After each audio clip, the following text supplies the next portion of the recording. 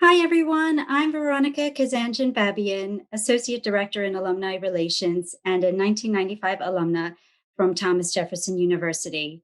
It's my pleasure to welcome you to tonight's event, Choosing the Perfect Wine. Many of us can get overwhelmed by the variety, flavors, and origins of wine. One step into a liquor store or a stroll down the wine aisle in your local supermarket can certainly cause confusion as to which is the best wine to choose. Today's talk, featuring Christine Pucciarello, co-founder and head of operations at Three Hammers Winery in Hawley, Pennsylvania, will offer us a brief tutorial and tips in selecting the most appropriate wine for your event. Alumna Christine Pucciarello graduated from the university in 1992 with a BS in accounting. She has more than 26 years experience in accounting, finance, corporate compliance, and business operations. Prior to starting Three Hammers Winery, her last role was as Senior Vice President of Finance and Operations at Fujitsu for 18 years. Ms. Pucciarello, along with her husband, Rob Kobrzinski, left their corporate America jobs and created a startup winery on the beautiful, natural, and historic property called Whitehall Corners at Three Hammers Winery. Their enthusiasm for enology and their travels through various global wine regions have inspired their vision and contributed to the creation of a memorable wine experience. Sounds lovely. So the way the evening will go, Christine will begin with her presentation, and her husband Rob will also join.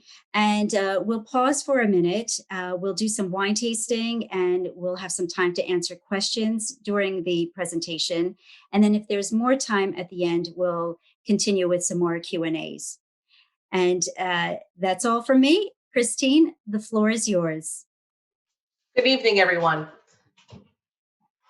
Well, thank you for joining us in our lovely barrel facility here in Hawley, Pennsylvania. You can see behind me, we have probably about 60 barrels. In front of me, you can't see, we do have a couple stainless tanks here as well. And quite a few pallets of wine stacked up over to the right of me. So this evening, I'm hoping to share my experiences with you, what led me to this wonderful industry. And then a little later on, my husband will come in and he'll give you some tasting tips. And hopefully you guys have a bottle of wine with you and you can enjoy along with him. My first slide, Veronica was nice enough to give you all my background. Just a couple other things for people who did. I am a graduate of Philadelphia College of Textiles and Science.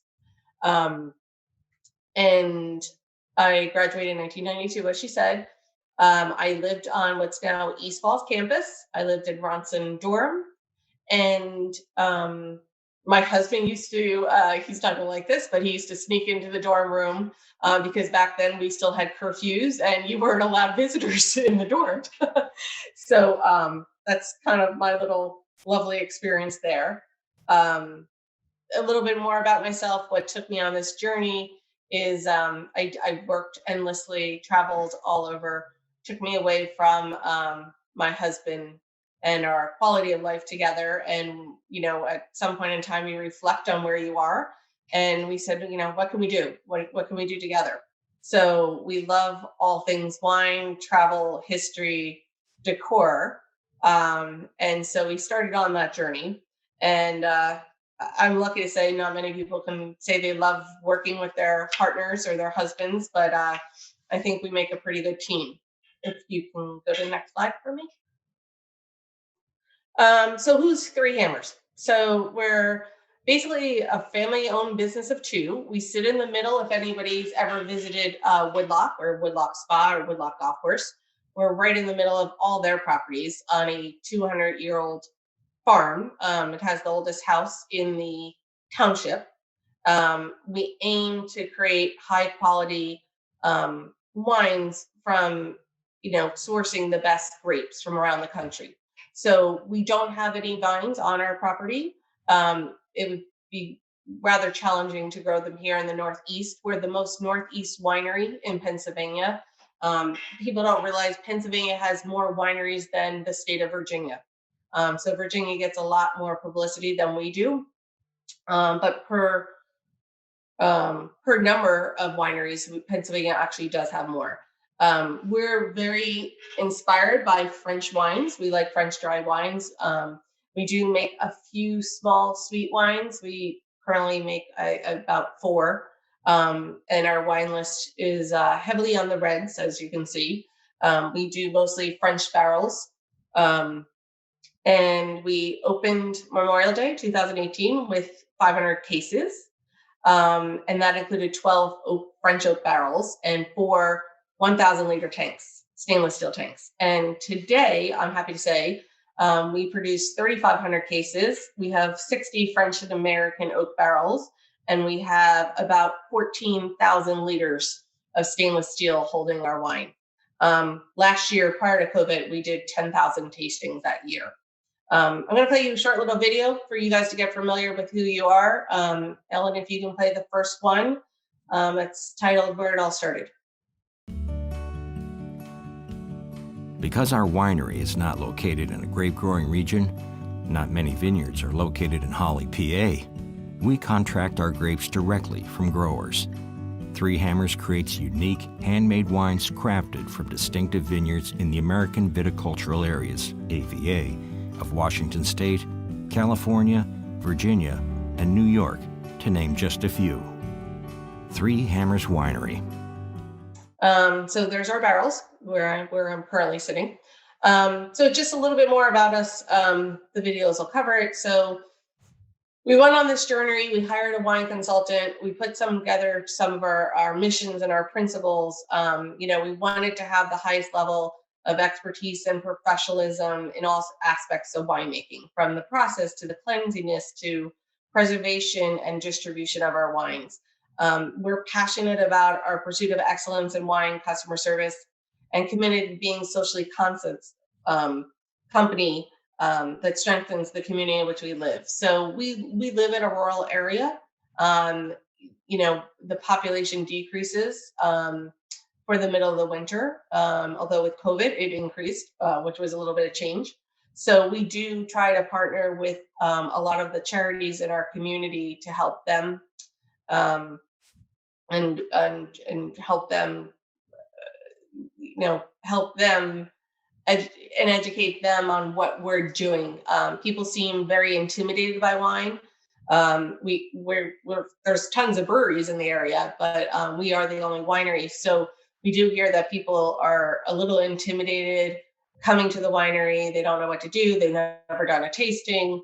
So we try to make it as comfortable for them and educate them through the process of what we're doing. So you kind of saw before, we source our fruit from 5 primary states: California, Washington, Virginia, New York, and we get some from Pennsylvania as well.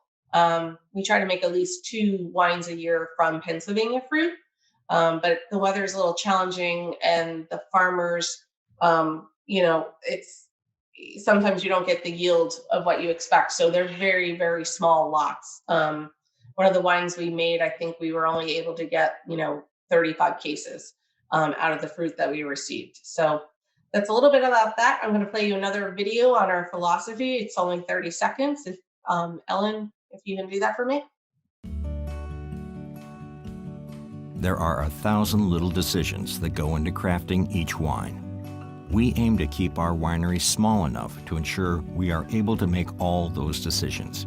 And by doing so, year after year, develop a consistent style that surpasses itself each season. Three Hammers Winery. All right, so now the fun begins, the purpose of what you guys hopefully are all waiting for. I'm assuming a lot of you guys that are joining us today did pick up a favorite bottle of yours, or something you had in the house, or maybe something at your local wine store or state store. Want to just talk a little bit about shopping for wine? So, what I tell people is wine is a personal preference. Everybody has different taste buds, and what you taste is not necessarily wrong or right. to somebody else. So if you're new to drinking wine or tasting wine or enjoying wine, I always try to encourage people to start off with a white or a rosé. Um, if you do like sweets, people do, I try to say start with a Gewürztraminer or a sweeter Riesling. Try to stay away from things that are overly sweet, just because it's not the greatest thing for your health. But people enjoy them, so that's good. Um, Reflect on spices that you enjoy, things that are going into your dinner. Do you like currants? Do you like cloves, nutmeg, citrus, um, any types of fruits? So when you're in your local store, you can ask them, or you can look. Sometimes there's tasting notes, and it'll tell you what flavors are on coming out of that varietal in that bottle. You can think about what you're having for dinner and see if that wine sounds like it would pair well with what you're cooking. Age of wine. We get this question a lot.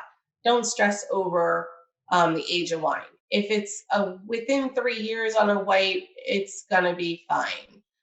If it's within 5 years on the red, you're still within a very safe zone. Years ago, people worried about corking and things.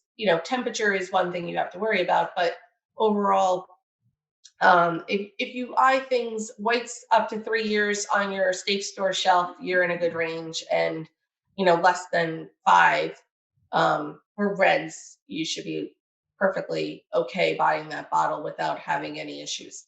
Don't let price dictate your choice. Enjoy wine within your budget. There's a lot of good wines out there that you could find for $12. And they're grown from great regions. They're big producers, but they're very lovely. Number 5, don't write off a bottle because it has screw top. So this has been a controversial issue for many years. Screw tops will not age, like it won't age well. It'll have a shorter shelf life, but it doesn't mean it's not good. So if you're looking to drink this wine today, or within the next year, a screw top will sit perfectly well in your wine cellar, your basement, your refrigerator. Look at the alcohol content, right? So if it's under 13.5% alcohol, it's going to be lighter. It's going to have a less intense fruit, and it's going to be more acidic. So when the alcohol level goes up, you're gonna find a big difference with the flavors and the profiles of the wine. But you also want to make sure you're having food with something that has an alcohol level when it starts increasing.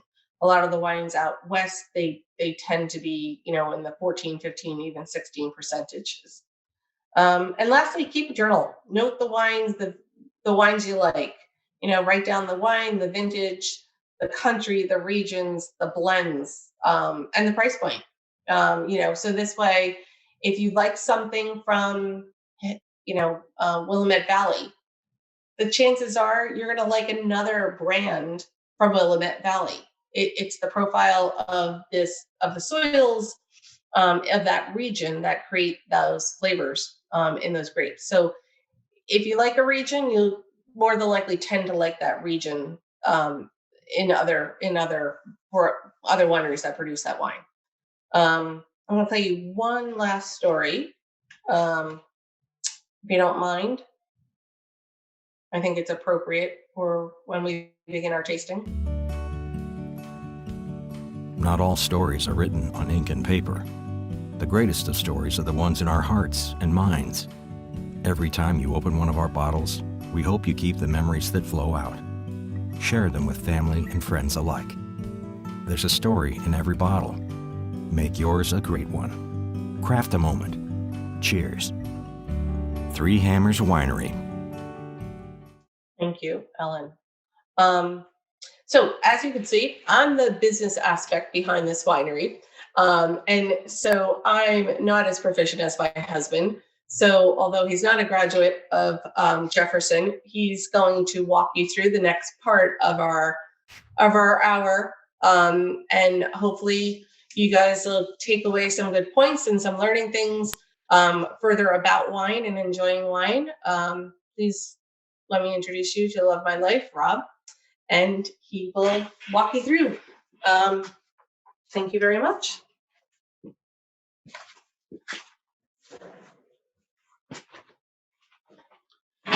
Hi, everybody. My name is Rob, as Chris mentioned. When she first got word that she was going to do this for you guys, I was extremely proud of the school asking her to do this for you all today. As she mentioned, we're really proud of what we've done, and from the path and the corporate world that we both came from to kind of getting to this point. It's been very challenging, as with anything that you start up brand new without knowing. My background is marketing and advertising and graphic design, so a lot of the social media, the labels, the logo work, and all that kind of good stuff is has been created by me. From my background, I'm a graduate from the Art Institute of Philadelphia, which unfortunately is now defunct. So a lot of the marketing and the branding and the story behind what we're doing is just as important as what goes into every bottle. And of course, with Chris's financial wizardry, I call it, and her budgeting and all that good stuff, I think we make a pretty good team putting our kind of backgrounds to use together. So I thank you for that. And again, thanks for having us. I learned about this. I knew this was going to happen. This afternoon, she said, "Oh, you're going to be on film with me," and I said, "Are you serious?" And I was, okay, I have to prepare something for you guys. So I typed up something that might be kind of useful and fun as we're all learning. A lot of you may be learning for the first time about tasting wines.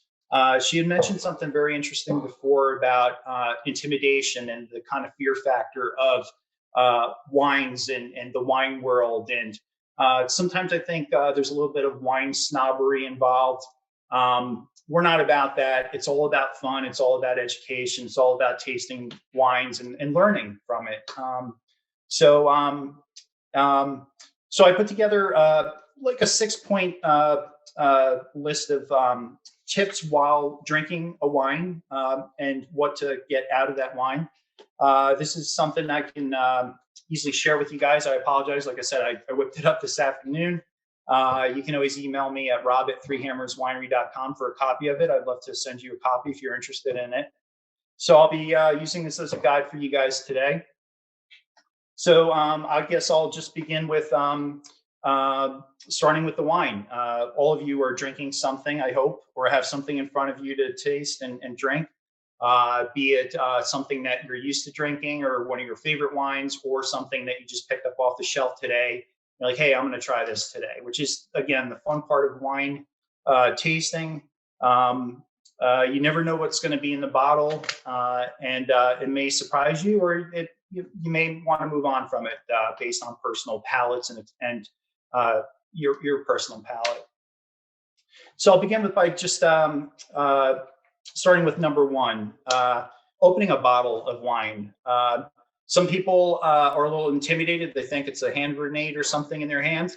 They tend to, what do I do? How do I do it? How do I open it? The safest thing to do, just a simple little thing, with our capsules, the top of the bottle there, we have like this little tabby thing, and we just kind of rip it off like that.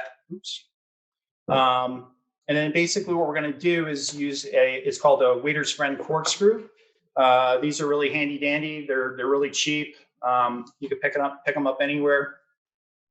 And basically what you want to do is just drive down in the center of your cork. Some of you may have a screw cap, so you probably beat me to the punch, but basically you want to drive down, straight down through the cork. And then there's like this little side step thing here. Hopefully you guys can all see that. It kind of gives you a little bit of pressure on the bottle to force it out, and you just slowly pull it out like that.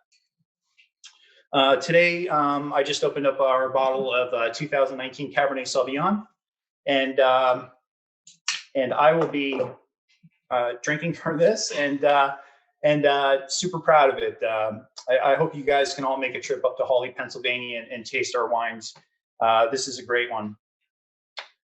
So I'll start on step 2, Step two, some of you are probably very familiar with what this device is. It's called a decanter. Do you need to decant wine? We get that a lot at the winery, and I would say yes if you have an unfiltered wine. Through the winemaking process, you have to filter wines to get a lot of the microorganisms, any dead yeast cells that may have collected in the tank or barrel. You just need to filter the wine to clean it up a little bit, so none of that sediment, those particles, get into your glass. So basically, if you purchase an unfiltered wine, a very old wine, or just simply something to impress your family and friends. Most new wines, vintage wines, do not need decanting. What does decanting mean? Basically, it enhances flavor through aeration. This is also called allowing a wine to breathe. Aeration enhances a wine's flavor by softening the tannins and releasing gases that have developed in the absence of oxygen. So basically, we don't have a light source here to kind of do it properly, but you guys should get the idea. Basically, what you want to do is remove the capsule that's on the neck of the bottle.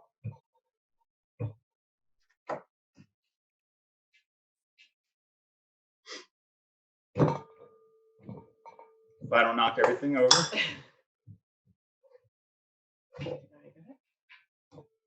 Yeah, so you can get that for me. My lovely assistant will assist me with that. There's a little knife on here. Oh, there you go. And so what we're doing is we're removing the capsule that's covering the neck of the bottle. This is your kind of viewing point for any sediment that might be in the bottom of the bottle. And we don't have a light source here to kind of see through, but I would recommend like a candle or a flashlight. Thank you. And basically, when you tilt it toward the decanter, you want to align it horizontally so it pours into the decanter. And what you want to do is you want to look through the neck of the bottle to see that there's no sediment building up. So I'm kind of leaning the bottle back a little bit. And that will prevent any sediment that may have collected in the bottle from entering the decanter as I'm making a mess. Thank you. So rule of thumb is basically you could let that sit in there and let it aerate for about 10-15 minutes before you serve it. And again, it's a great, unique, beautiful piece to have on your table as part of dinner service or just hanging with friends and family. And it will just give that aeration to that wine.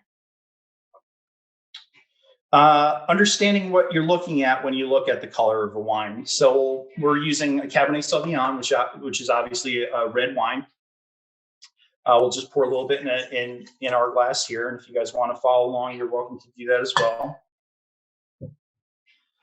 So basically you want to, as I mentioned, understand what you're looking at in your glass of wine. A lot of times you'll see folks kind of tilt it like this. And basically you're just inspecting it for any sediment that may be in the bottom of the glass.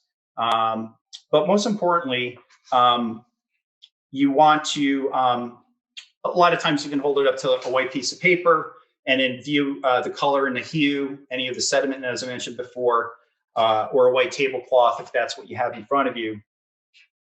And basically you're reviewing the color of the wine, of the red wine, and you're looking at the hue for a range of reds from a light red to a deep purple, depending on the varietal and the vintage. You're also looking at the intensity of the color. Lighter body wines like a Pinot Noir will be a little bit more transparent. Cabs, a little bit in the medium range. And then you can go up to like a Syrah or Shiraz. And basically those will be a little bit deeper, bolder, darker, and not as transparent, very opaque. And that all depends on the variety of the wine. There's just so many great varietals out there in the world, and each one will have a different hue, a different color of red or white. Here's something to kind of think about. If the color is on the brown side, this is a sign that the wine is going stale from too much exposure of oxygen. So it's not to say necessarily that that wine is spoiled and bad and basically garbage at that point. It just got a little bit too much oxygen in that, and it exposed to that. So if it's brown and has a scent of vinegar or any unwanted effervescence, oxidation itself can actually lead to a nutty applesauce or a burnt marshmallow aroma, which isn't something you want to kind of smell or have in your glass. Step 4. Chris briefly mentioned the wine legs or tiers in our wine glasses. So basically, if you give your wine glass a nice swirl, and basically that gives us an indication of how much alcohol is in the wine. If the legs are slow moving and super viscous, the alcohol, or the ABV, alcohol by volume, is higher in the wine. If there aren't many legs present or they're fast moving, the wine is lower in alcohol. Speaking of alcohol, every bottle of wine produced in the United States must indicate that the ABV is mentioned on either the front or the back of the label. And typical table wines range from, here's an example of some low alcohol wines. Below 10%, that is considered a low alcohol wine. Low to medium alcohol wine is in the 10 to 11.5% range. Medium to high alcohol is in the 13.5 to 15% range. And high alcohol wines over the 15% range. Let's talk about learning some tactics on picking out flavors in the wine with your nose. Wine tasting is a sensory experience. It's basically using all of your senses to see what is in your glass before and why you're tasting your wine. So it's you're using your nose, your eyes, because you're looking at the wine if it's oxidized, if it has a beautiful color. Your palate, your sense of taste, your smell, and sometimes even hearing something. Hearing is involved as well, and that might play with something that's effervescent, like a sparkling wine or something. So you're hearing the bubbles popping in the background. So basically, you want to swirl your glass to release the fine aromatics of the wine. You want to position the glass to your nose next to the glass and move away slightly to pick up individual smells. For me, I personally tend to get more fruit and earth aromas toward the bottom rim of the glass, while the top of the glass rim gives off more floral aromas. So you can move your nose around the glass to kind of detect those different type of aromas. This can be a very useful trick in picking out unique flavors. While smelling the wine, close your eyes and imagine what you smell. Anything but the wine. In a high quality wine, you should pick out 3 fruit flavors and 3 other flavors.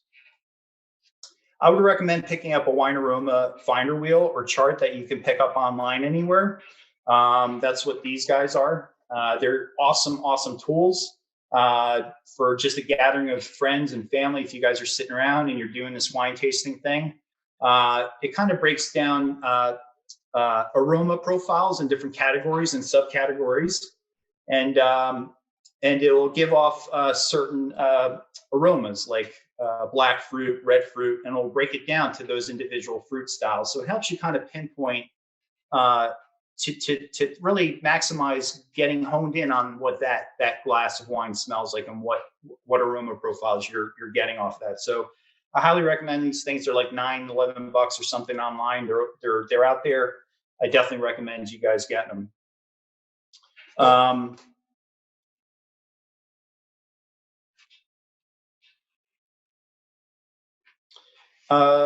Number 6, finally, we get to taste the wine. Here's some tips on how to test for quality when you taste a glass of wine. When you first taste the wine, there will be many things happening really fast on your palate. When you start your taste, you'll sense like a pow of sweetness that will be right up front on your palate. So when they say up front on your palate, it means the first initial taste that you get right on your tongue and in your mouth. If it's a sweet wine, it will continue to persist. But even dry red wines, a touch of sweetness will linger momentarily, making the body of the wine seem bitter. The next thing that will come to your palate is a tardiness note.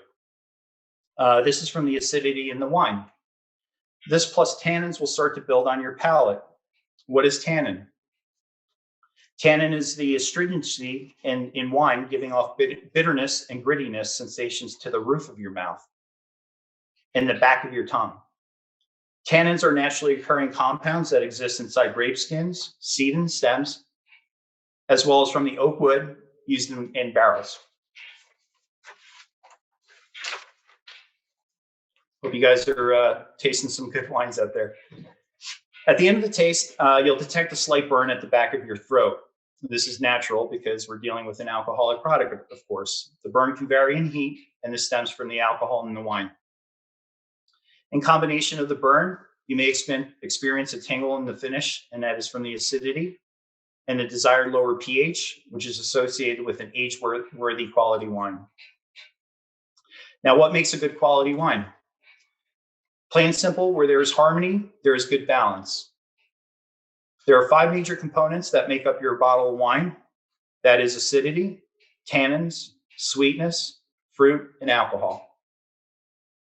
We're looking at all these components to be in balance of each other as winemakers. You want the fruit to be present with the perfect balance of all 5 components, so all of these factors work together. Picking out the perfect wine balance is not easy and takes a little bit of practice and getting used to it. I always share this with our customers at the winery. As winemakers, we are constantly smelling and tasting our wines during fermentation and the aging process. This is to ensure that we strive for all wines to have proper balance. It's a tough job, but someone has to do it. Now that you know how to look, smell, and taste, you're ready to begin picking out all of your favorite wine aromas and flavors. The good thing about wine tasting is the more you practice, the more fun it is. So in conclusion, we hope that we covered at least some aspects of opening, serving, and tasting of wine, that you could walk away with a better appreciation and understanding for wine. Christine, I would thank you for your time. We especially welcome you to Three Hammers Winery up in Hawley, Pennsylvania, in Pike County, and tasting the fruits of our labor. If we have any time left for questions, we'd love to try to answer them for you. And thanks again. Christine and Rob, thank you so much for your background, for your new company, your winery, and also for the tutorial that you've just given us. We really appreciate it. And also the document that you were just reading from, Rob, if you can email that to us, then we'd be happy to send that to our attendees as well. So You got it. fantastic. Thank you. I'll do that. Thank you. So we did have some questions come through when people were registering, and I'd like to highlight some of them and have you respond to them. For example, what wines do you recommend for dinners? So that's I think I touched upon it a little bit, right? So I think it had, there's safe zones, and then I think it's what you like. So clearly, if you're having red meat, you automatically think red wine. If you're having white meat or fish, you're automatically thinking white wine. The gamut in between that is huge, right? So as Rob mentioned, you want to balance acidity, the richness, the saltiness of the food. It's kind of it could be a topic all among itself, because I think, it is intimidating. But if you like lamb or salmon, like we have a lot of people who come to the winery and they say, well, I don't drink red wine because I don't eat meat. And we said, I always say, well, do you eat salmon? Pinot Noir is phenomenal with salmon, right? It's a safe bet. It's very light. It pairs well with vinaigrettes and mustards, which are things that, that you would balance with fish sometimes, right? You can put a mustard sauce on it. You could do a citrus sauce on it. So people are always surprised when they come in and say, really, I could have red wine with fish? And we're like, absolutely. And then it's also the content of fat and tannins, right? So again, a personal preference, but the leaner the meat, I would say you don't need as much tannins and right? But the richer the meat, the more marbly it is. You're going to want a more tannic red wine to kind of balance that fat out in that meat. I'm hoping this makes sense to you guys. Again, I don't cook. My husband does all that. And so he's a better pair than I am with acids and tasting and things like that. But I mean, I would say, if you're starting that way, fish, I hear people go Sauvignon Blanc, start there. A steak with a really good cab is never going to disappoint somebody.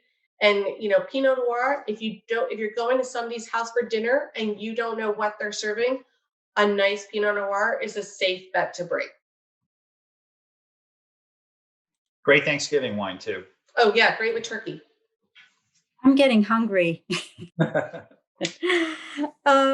And is there a difference in sugar content between different grape varieties? Absolutely. So a little bit about us. So as we mentioned, we contract with growers. So we get our plot of land. They give us weekly readings.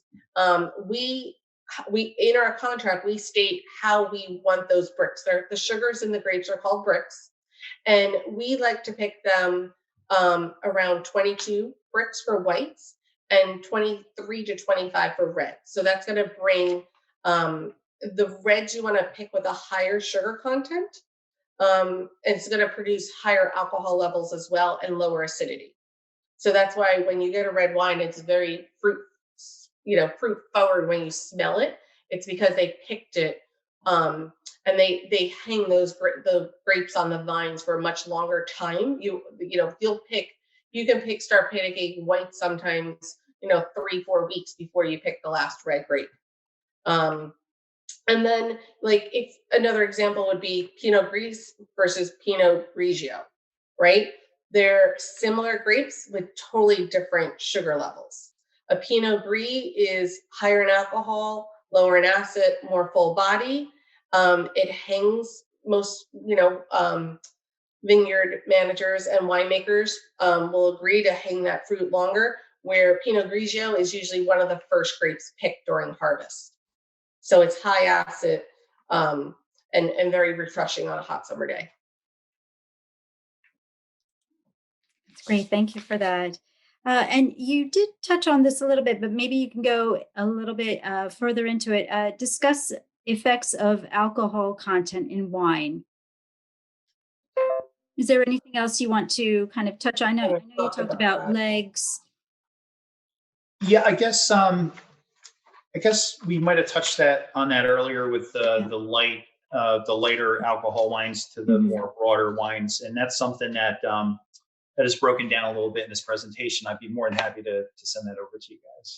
But I think the general thing is the longer the fruit hangs on the vines, the higher the sugar, the higher the alcohol. Through fermentation. Yeah. Right? It's not going to be sweet, but it's that fermentation. You need the sugars in the grapes to create the fermentation, if that makes sense. And the lower, and you're going to get lower alcohol in a lot of in white grapes, right? Because they're highly acidic. They're not as you'll get good smells and flavors out of them, aromatics. And good aromatics, but they tend to be lower in alcohol. And I think the legs are important, right? If they're thin and they run down your glass very quickly, it's going to be a lower alcohol. There's multiple tests that we have to do to get the alcohol requirement. The federal government taxes you on the alcohol of your wine. So the higher the alcohol, the more tax you have to pay to them. So that's an interesting point. That is interesting. Thank you for that.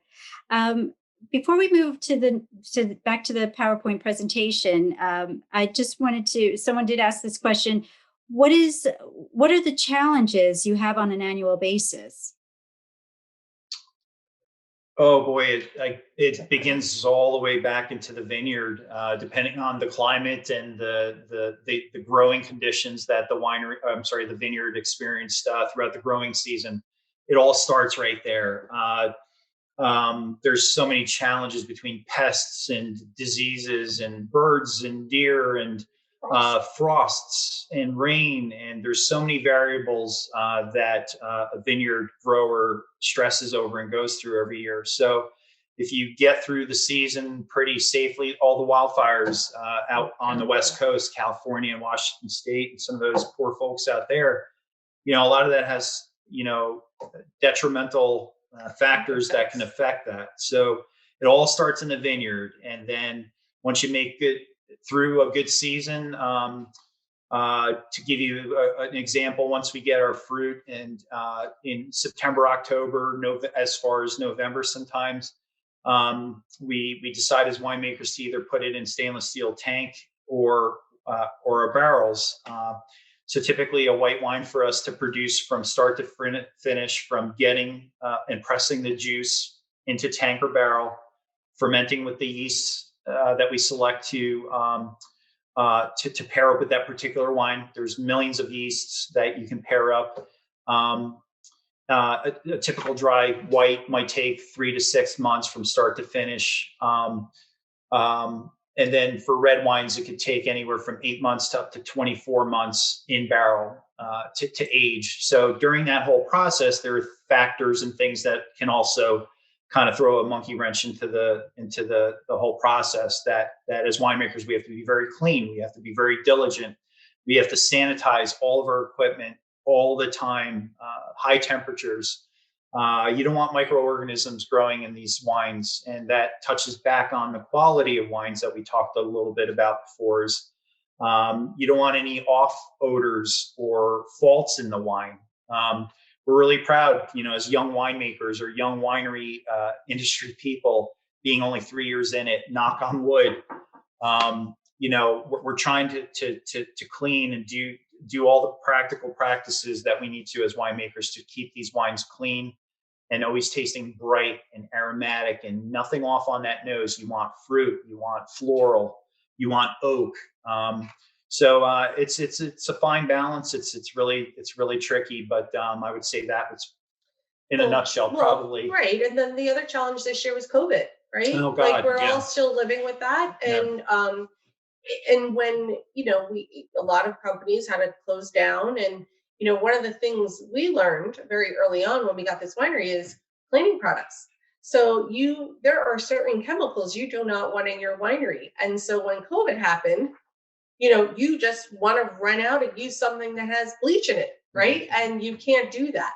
So the research that we had to do to find safe cleaning products during COVID, like just even that was like hours of research of going through the CDC required list and making sure with our winemaker that, is this safe to use? Can we clean can we clean the bathrooms with this? Can we, it was just, the challenges that we faced this year with COVID, being a producer of, a beverage, it was challenging because people don't think, for us, that was a huge discussion, how to figure that out and to make it safe for people still, to come and visit us. So many challenges. It's really remarkable at how well you've done and how far you've come along in just these past 3 years. So well done. Thank you. Thank you. Shall we there wasn't, the only thing I had left in the presentation, unless people have some live questions, we're happy to answer them, was you had told me somebody had asked for some reading books. So in the presentation that you send off, if somebody wanted to venture into a profession in the winery or look at opening a winery one day, we gave four books from Vineyard Management. The first one is Sunlight in the Vine. in the wine. A general book is Wine from Grape to Glasses. Tasting, kind of what Rob went through, but in a much deeper, is Window of the World's complete wine course. And the last one is just if you wanted to learn about grapes and varietals. So like every year we introduce new grapes. This year we introduced a Grenache because people love Pinot Noir. We're like, they're going to love this Grenache. And, you know, it didn't go over as well as we thought it was, right? Like it's a sister grape. The difference is Grenache is from Spain, but has very similar properties to a Pinot Noir. So the book that we would recommend for learning about grapes and varieties is Wine Grapes. It's a guide to like 1,400 varieties of grapes there. So that would be, you know, I checked them online before I put them on. They're all available on Amazon. And there's a lot of other great books out there. Wine Follies for beginners.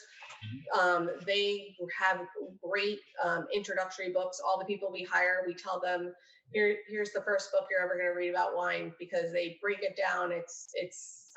They do a great job telling about wines with pictures. So that's also a very good introductory book. In that third book there, it's Windows, not Windows. Widows. Not widows. Sorry about that, guys. Those are great tips. Thank you. You're welcome. We've got just a few more minutes, and we did get quite a few live questions as well. So we'd like to also share them as well. And I'm just gonna I'll put on just the final slide that we have here. And if you want to just you know, read that wonderful message that you've offered to us at the bottom of that wonderful. Yeah, I just want to thank you all for sharing an hour of your life and enjoying a glass of wine with the nectars of the gods with us. It's a little tongue in cheek, but we really appreciate everybody's time out of their busy lives to spend with us. Yes, thank you. Thank you so much. Right. Well, like I said, we've just got a few more minutes, and I will stop sharing and we'll go back to full screen here. So just a couple of questions that related to some of the demonstrations that Rob was showing. Do you need to decant wine in the same way as reds? Typically, it's usually done with reds, not whites. Okay, great. And let's see. Is it true that reds and whites are better with certain foods? I know we kind of touched on that, but. That's about it. I think it's still a personal preference, right? I think it does enhance the flavor of your foods. Absolutely. Oh, definitely. It definitely, we do a lot of education about food and wine, and we post a lot to our Instagram suggestions of food pairings. And I really do think it enhances your dinner experience with the right glass of wine. Right. A question that we did have earlier, which I did want to touch on, what is the best way to close an unfinished bottle of wine to keep it for a few days? Great question. There's a little device. It's called it's like a wine pump. It's a wine type of thing. It's something that we do at the winery if we have a bottle left over. It basically draws out all the oxygen in that bottle, and then we'll seal it with just you take the cork back and you could seal it, about halfway down.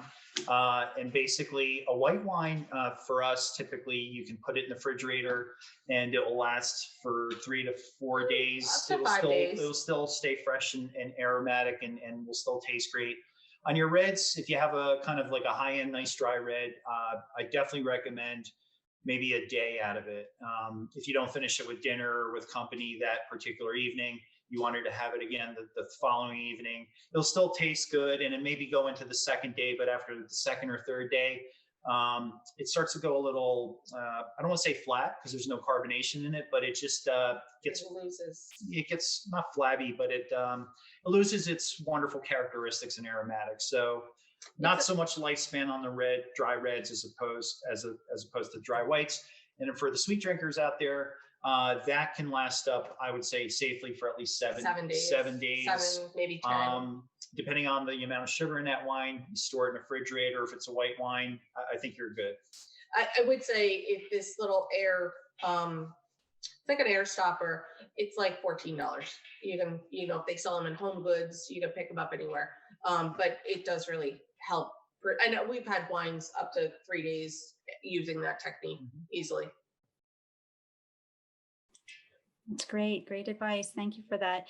And I'll just take 2 more questions, and unfortunately we'll have to wrap it up for the evening. What do you do if you see sediment in the neck of the bottle when you are decanting or pouring? We don't have it here to show you guys, but there's a fine screen, not a colander, but no, it's a screen, like a mesh, like a tea strainer. So if you're somebody who does your own tea in a strainer at home, if you have a tea strainer, that works fantastic. Yeah, you just simply hold it over your decanter or your glass, and then you just pour your wine into it, and a lot of that sediment gets caught up in that fine screen. The other safe bet, if you have it, is a coffee filter. I've used that occasionally at home. There you go. Little tricks of the trade there. That's good to know. Okay, one final question, unfortunately, and we'll have to wrap it up. How do you distinguish between the tannins and the acidity? Tannins and acidity. It's all about astringency. Tannins are usually associated with that kind of gripping feeling in the back of your jaw.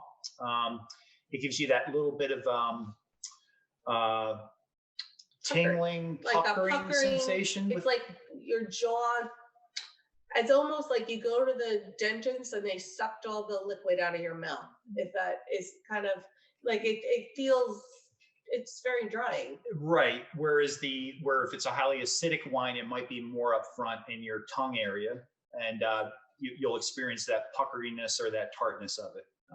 If that makes any sense. I would say you feel the tannins in your jaw. That little bit of a grip. A little bit of a grip in the back of your jaw. But I would say those are the 2 factors that between the 2, that's probably the best. Yeah. Right? There you go. Well, thank you so much for that. And Rob, I'm just going to post your email address in case people have any further questions. Yeah, we'd love to hear from you all. So it's just rob@threehammerswinery.com, and then just make sure you spell the number 3. Well, but you know what? I still had myself on mute there. Apologies for that. I was just saying that I am just posting your email address. Oh, perfect. Thank you. There you go. rob@threehammerswinery.com. Is that correct? Perfect. Lovely. We're happy to answer any questions. Fantastic. Well, thank you so much for your time. We really appreciate all the tips and little tutorial that you just gave us for the past hour. It was really exciting to hear all about your new establishment, and I'm looking forward to when COVID, lightens up a little bit more, and come on down. Visiting you for sure. And thank you to everyone who also joined and who submitted questions. We really appreciate your time and all the questions that you had.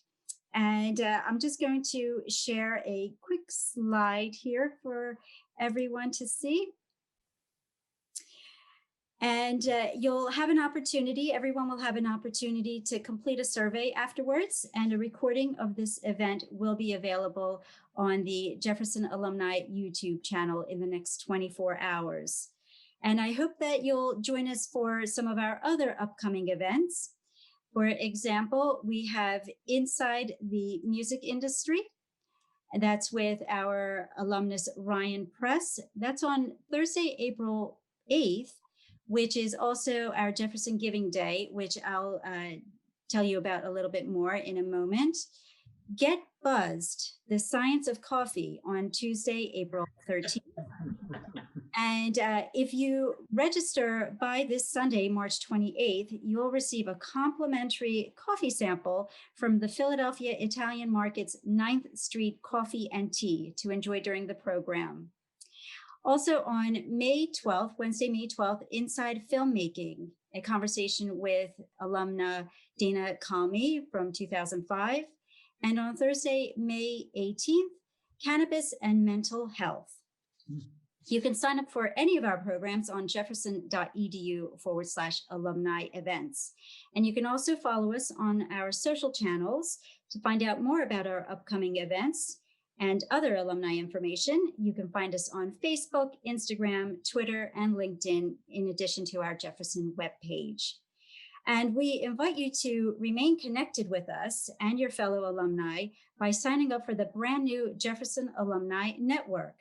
Register today at alumninetwork.jefferson.edu and update your profile and use the directory to search for Jefferson, Textile, and PhilAU alumni by name, class year, region, specialty, industry, and more. And lastly, as I mentioned just a moment ago, we hope you'll save the date for Jefferson Giving Day and plan to participate on Thursday, April 8th. The day will be filled with exciting virtual programs and stories, such as the interview with Ryan Press. Thank you once again for joining us. Thank you, Christine and Rob, and thanks to the community who also joined us this evening. Have a great night, stay safe, and stay well. Cheers. Cheers. Cheers.